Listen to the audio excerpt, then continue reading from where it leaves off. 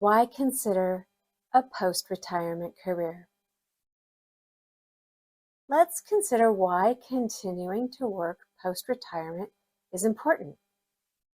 Perhaps you're getting close to retirement age and don't have the resources you need to support your lifestyle. You may be tired of your long-term job and can't imagine spending the next several years or decades continuing to work the way you have been. Perhaps you realize you have a contribution to make and your post-retirement years are the perfect time to explore what's possible. Maybe you love working and you want to continue. You know you have a duty to serve your community. There are likely dozens of reasons to consider working after the age of 65. Your reasons are valid and unique to your circumstances. Will you try to follow the example of your parents? The problem with following the example of your parents is that they lived in a different time. They may have inherited wealth. Their lifespan most likely will be or was shorter than yours. They likely didn't have massive student loans. My grandparents on my mother's side were both deceased before they reached the age of 65. My mother lived to be 84 years old. I may live to be well into my 90s. When I consider my grandparents, they seemed incredibly ancient when in their 60s. Both lived in assisted care facilities in their 60s. My spouse is now 63 years old and planning a section hike of the Pacific Crest Trail. He'll log a few hundred miles backpacking in our stunning American wilderness. He comes from a very long-lived family. In fact, his mother is 90 and just stopped working about 8 years ago. Our expectation of old age has changed significantly. Our modern medical systems are better. We are more engaged in our health outcomes than our parents or grandparents were. We have knowledge that tells us we can age well if we're committed to a healthy diet and exercise, and if we work closely with our doctors to manage our health. Regardless of your health, you're likely to live longer than your grandparents and parents. You're more likely to have an active and thriving old age than your predecessors. Our community has an influence on our choices. We tend to lean into what is normal in our neighborhood or group of friends. If your neighbors and friends typically vacation in the Bahamas every winter, you're likely to do the same. If your church has many retiree volunteers helping to support your community, that may be your experience as well. If you are trying to keep up with the Joneses, you may not have the funds, or you may not enjoy what they enjoy.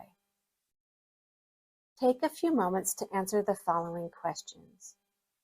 When you look at your family or cultural norms, are there actions, activities, or ideas that don't align with how you want to live the post-retirement time of your life? Is it common in your family to retire at 65 years of age? Would your friends judge you if you began a new entrepreneurial endeavor? Do your values align with the people you are with most of the time? Would you lose friends if you began a new and exciting career? Would you be able to overcome judgments when they occur? Being an entrepreneur isn't all fun and games. I tap into my area of strength when it exists, and I do other work when I've depleted my creative stores. As a writer, I have many tasks beyond putting words on a page that must be completed. That is what being an entrepreneur entails. I wear many hats as a writer. Those hats don't always fit well.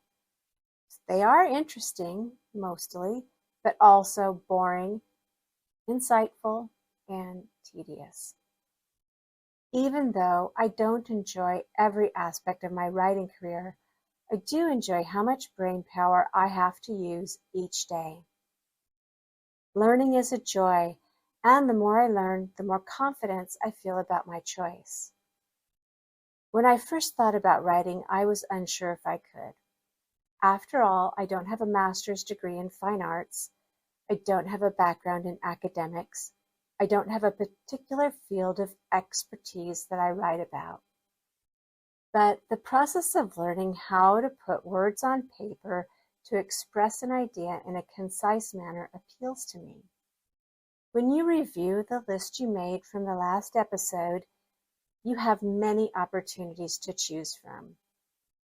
Not every choice will be straightforward, but putting in the time before you decide where you will focus your energy will help make that process more effective.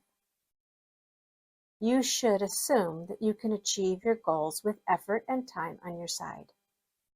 Think back to when you first began working and how difficult it was to understand your role and the job requirements. Think about how much knowledge you now possess. In fact, it's likely that if you were to tell a new worker in your field of expertise how to complete a task, you would leave out a lot of information because your knowledge is deeply embedded. It's so ingrained you don't even notice. Imagine pursuing an area of interest for 3 to 5 years. In 3 to 5 years, you'd be pretty good at your pursuit. You may not be an expert, but in 10 years, you would be an expert. The time will go by whether you work towards expertise or not. Imagine the service you can provide your community by pursuing your area of interest. Speaking of service, isn't it time we showed our younger brothers and sisters what it's like to be a mature adult? I have daughters and many young friends. I want them to see me as I am, a vibrant member of my community who is thriving in my middle age and will continue to thrive in my old age. My aim is to be an example of how active, intelligent, creative, and loving an older person's life can be. I'm not a wealthy woman, but I have a lot to give.